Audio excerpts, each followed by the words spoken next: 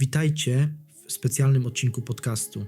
Zanim zaczniemy i zanim skończymy, ważna uwaga, którą powtórzę kilkukrotnie. Ten odcinek opiera się wyłącznie na publicznie dostępnych relacjach rodziny Weroniki, doniesieniach medialnych, podcastach True Crime, forach internetowych, dokumentach procesowych, umorzeniach, zażaleniach i uchwałach sądu. Żadna osoba nie została prawomocnie skazana. Wszystkie sugestie winy, motywów czy okoliczności śmierci mają charakter spekulatywny i niepotwierdzony. Celem jest przedstawienie kontrowersji wokół sprawy, a nie stwierdzenie faktów. To nie jest wyrok, to jest mapa pytań, która rozrasta się z każdym miesiącem. Dzisiaj wracamy do Poznania, maj 2023 roku. Sprawa, która nie tylko wstrząsnęła Polską, ale stała się symbolem czegoś większego. Nieufności do systemu, strachu w małżeństwach, walki matek o pamięć dzieci, a także ciemnej strony finansów w związkach. Sprawa Weroniki Karwatki, 23-letniej ciężarnej kobiety, która umarła w domu teściów. Jej nienarodzony syn Kacperek razem z nią. Oficjalnie zawał serca lub zakrzepica płucna. Typowe powikłanie ciąży rodzina. To nie mogło być naturalne. Media. Coś tu nie gra. Internauci. Morderstwo. A prawda? Do dziś, 14 listopada 2025 roku, nieznana. Siądźcie wygodnie. Będzie długo, będzie szczegółowo, będzie boleśnie, ale bez kłamstw. Tylko fakty, hipotezy i pytania, które nie dają spać. Zacznijmy od początku. Kim była Weronika? Nie była celebrytką. Nie była influencerem. Była zwykłą dziewczyną z Poznania, urodzoną w 2000 roku w dzielnicy Wilda. Pracowała jako kosmetyczka w małym salonie przy ulicy Święty Marcin. Jednym z tych miejsc, gdzie panie przychodzą na paznokcie hybrydowe, a przy kawie rozmawiają o życiu, dzieciach, mężach. Weronika była w tym dobra. Miała delikatne dłonie, ciepły uśmiech, brązowe oczy, które, jak mówi jej mama, Karolina Wróblewska, widziały więcej niż mówiła. Lubiła modę. Nie luksusową, ale taką z second handów i wyprzedaży w Galerii Malta. Lubiła podróże. Te małe, weekendowe, do Kołobrzegu albo na Mazury, gdzie z Jakubem spali w namiocie i jedli kiełbaski z ogniska. Lubiła kawę z przyjaciółkami w kawiarni Czekolada na Starym Rynku, gdzie zawsze zamawiała latte z syropem karmelowym. I lubiła Jakuba. Jakub Karwatka. Rok starszy. Właściciel warsztatu samochodowego Shrimp Garage Auto Spa na obrzeżach miasta w dzielnicy Górczyn. Miał ręce zawsze brudne od smaru, ale uśmiech, jak mówiły koleżanki Weroniki, taki, że topił lód. Poznali się w 2019 przez wspólnych znajomych na imprezie w klubie Czekolada. Tak, tej samej kawiarni, która później stanie się miejscem wspomnień, pobrali się w 2021. Skromne wesele, 50 osób, sala w Dębicy pod Poznaniem, gdzie wujek Weroniki grał na akordeonie, a ciocia piekła ciasto z rabarbarem. Mieszkali w domu jego rodziców, Karoliny i Marka Karwatków. Dom jak tysiące innych w Wielkopolsce. Parterowy, z ogrodem, z grillem latem, z psem rasy Labrador o imieniu Rex, który lubił spać pod stołem z zewnątrz, sielanka. Ale, jak mówi Karolina Wróblewska, w środku coś pękało już od roku. Weronika była w 9. miesiącu ciąży. Syn miał na imię Kacperek. Termin porodu 28 maja 2023 roku. Badania z kwietnia. Wszystko w porządku USG w przychodni na Wildzie. Płód rozwija się prawidłowo 3,2 kg. Serce bije 140 uderzeń na minutę. Morfologia KTG. 0 sygnałów alarmowych. Lekarz pani dr Kowalska mówiła: zdrowa ciąża, zdrowa mama, proszę się nie martwić. Ale Weronika zaczęła się zmieniać. Przyjaciółki zauważyły, mniej się śmiała. Mniej jadła, coraz częściej pisała w nocy, zamykała się w łazience. W jej telefonie, znalezionym później przez rodzinę, były zrzuty ekranu wiadomości z Tindera, SMS-y od nieznanych numerów. Notatki w aplikacji Notatki. On znowu kłamał o pieniądzach. Znalazłam rachunek z hotelu w Warszawie. 12 marca, pokój 312. Muszę to zatrzymać dla Kacperka. Rodzina cytuje jedną wiadomość do najlepszej przyjaciółki Pauliny. Boję się go, ale dla dziecka muszę wytrzymać. Jeszcze trochę. Jak urodzi się Kacperek, to odejdę. Czy to prawda? Nie mamy dowodów. Ale dla rodziny to był krzyk o pomoc, którego nikt nie usłyszał. Paulina mówi w reportażu: interwencja Polsat. Myślałam, że przesadza, że to ciążowe hormony. Nie sprawdziłam. Przejdźmy do nocy.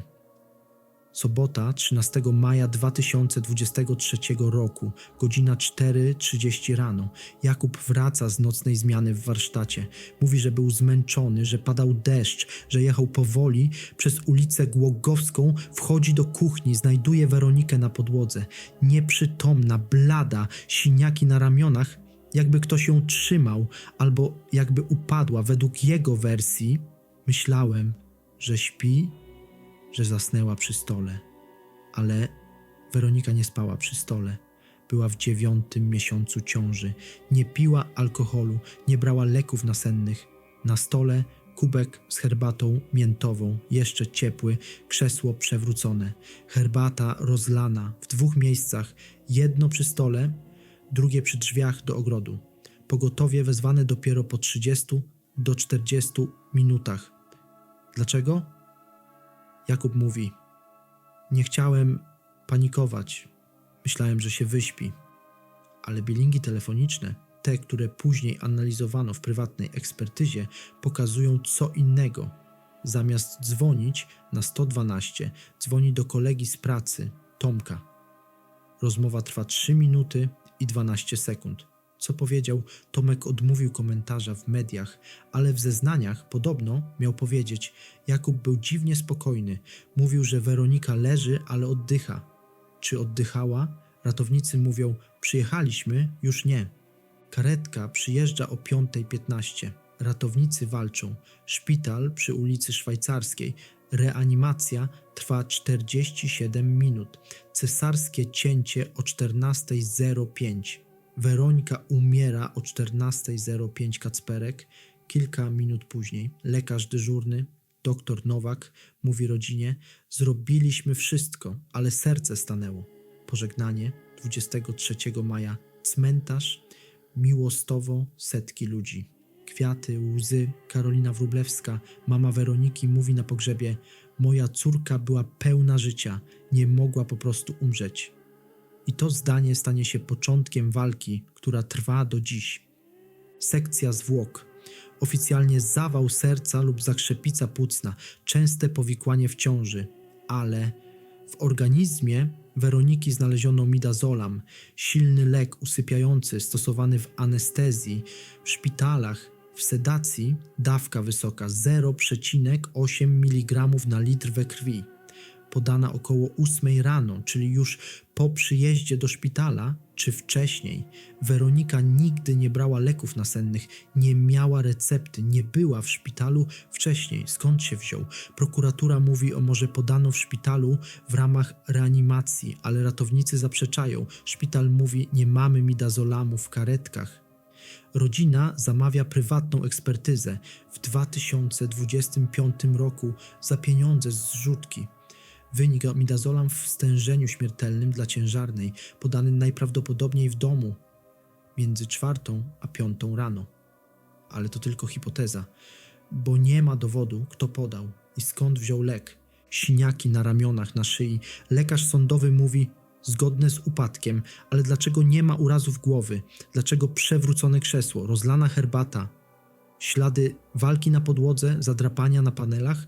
Rodzina pyta: czy ktoś jej pomógł upaść? Media: czy to była konfrontacja? Podcast Olgi Hering w 2024 roku poświęca temu 20 minut. Analizuje zdjęcia z miejsca zdarzenia zrobione przez policję. Pokazuje, że herbata była rozlana w 2 miejscach. Jedno przy stole, drugie przy drzwiach do ogrodu. Czy Weronika próbowała uciec? Czy ktoś ją zatrzymał? Nie wiemy, ale pytania rosną. Jakub Karwatka, jedyny świadek, nigdy nie oskarżony, ale jego zachowanie budzi wątpliwości. Po pierwsze, opóźnienie wezwania pomocy. Po drugie, telefon do kolegi, nie na 112. Po trzecie, przelewy między 5 a 6 rano, tysiące złotych z konta Weroniki na konto Jakuba, na konto innej osoby. Rodzina mówi, może na kochankę, może na długi. Jakub, rutynowe operacje, płaciłem za części do warsztatu, felgi, olej, filtr.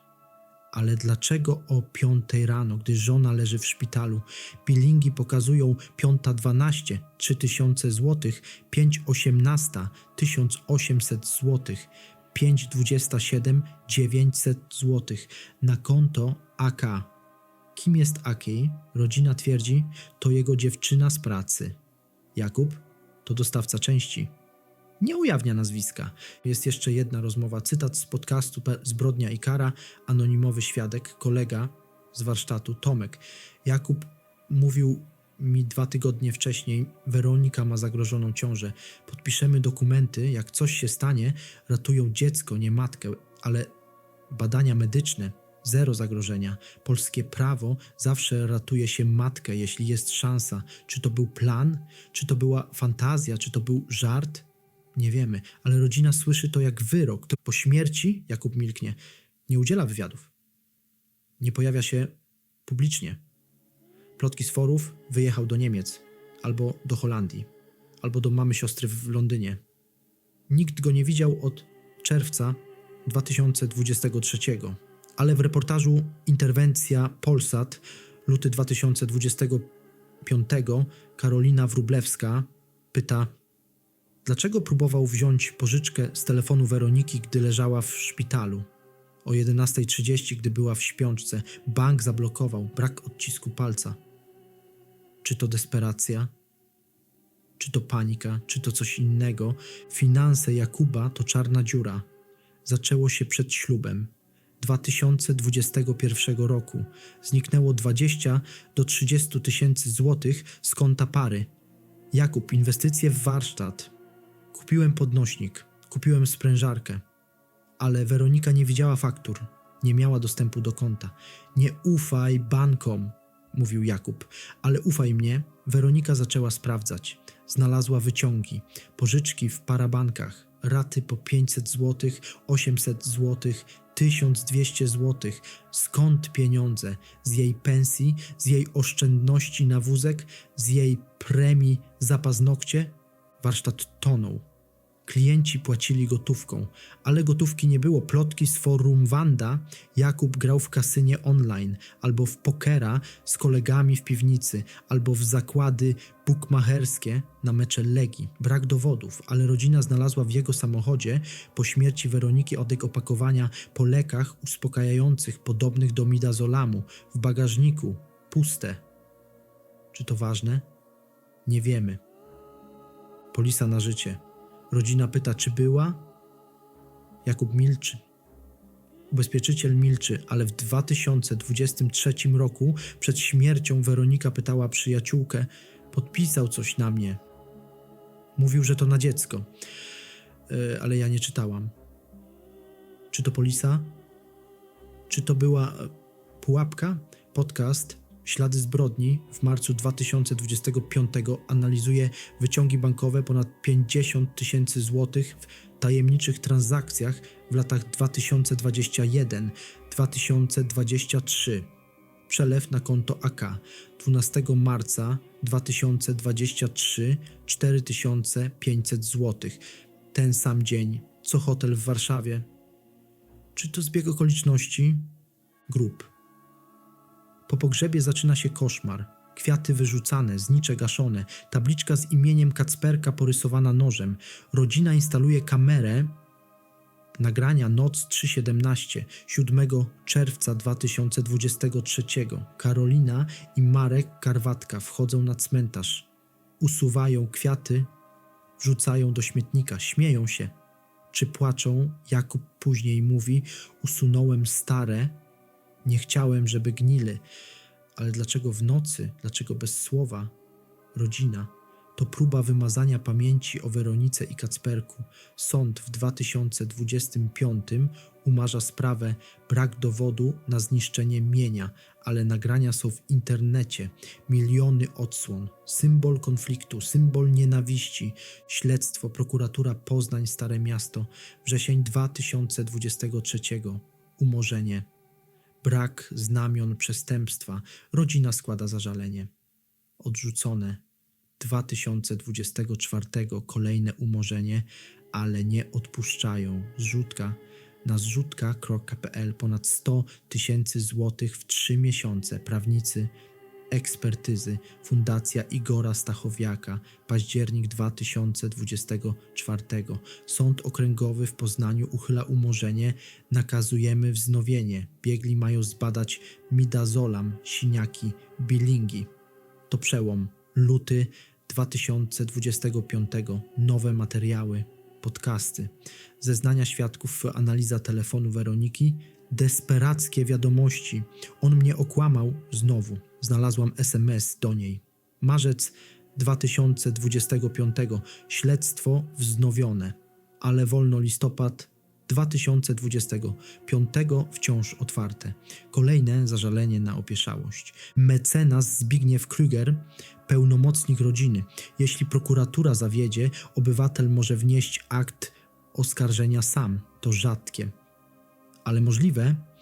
Plotki, prokurator prowadzący, pani Nowakowska, ma znajomego w rodzinie Karwatków. Niepotwierdzone, ale gęsto, bardzo gęsto. A teraz analiza podobnych spraw, bo Weronika nie jest pierwsza i niestety nie ostatnia. Pierwsza. Sprawa Ewy Tylman, Poznań.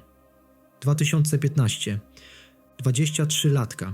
Wychodzi z imprezy. Znajduje się ciało w Warcie. Partner Adam Z. Oficjalnie wypadek, ale billingi, przelewy, romans. Rodzina walczy 10 lat. W 2025 wciąż bez wyroku. Podobnie opóźnienie wezwania pomocy. Myślałem, że śpi. Druga. Sprawa Magdaleny Żuk. Egipt 2017. 27-letka, wycieczka z chłopakiem, umiera w szpitalu. Oficjalnie przedawkowanie leków. Ale leki nie jej. Siniaki, przelew 5000 złotych na konto przyjaciela. Rodzina to nie samobójstwo. Do dziś śledztwo w zawieszeniu. Trzecia. Sprawa Katarzyny Waśniewskiej. Sosnowiec 2012.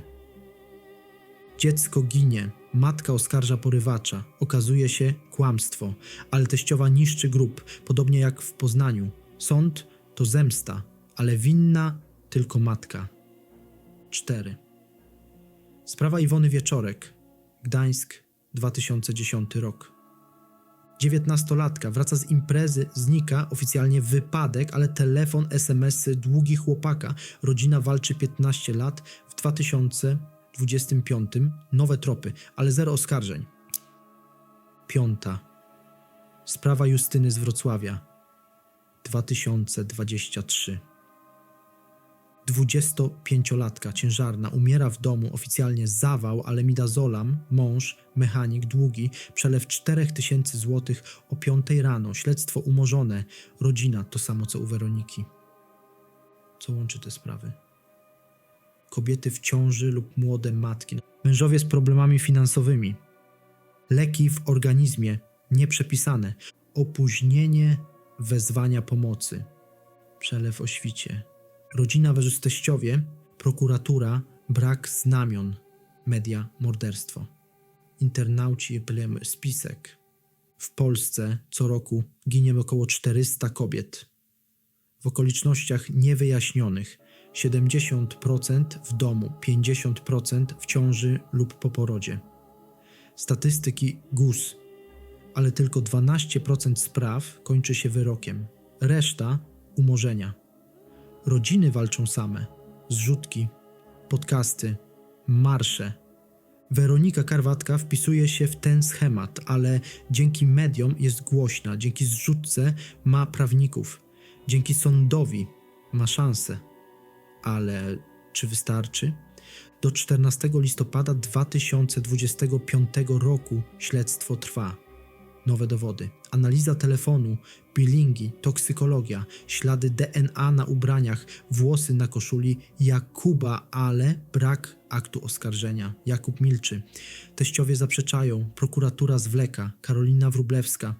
Dużo mnie to kosztowało, zdrowie, pieniądze, ale walczę dla nich, dla Weroniki, dla Kacperka, bo oni nie mogą walczyć sami. To nie jest historia z wyrokiem. To historia pytań, hipotez, bólu i walki o prawdę. Weronika i Kacperek zasługują na nią, ale prawda może nadejść tylko z sądu.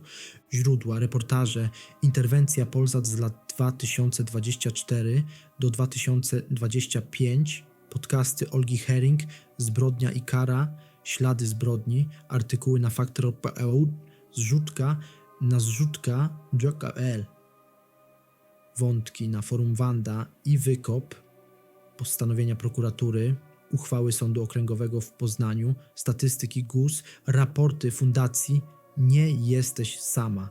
Dziękuję za wysłuchanie. Subskrybujcie, dzielcie się, ale pamiętajcie, prawda jest jedna i jeszcze nieznana.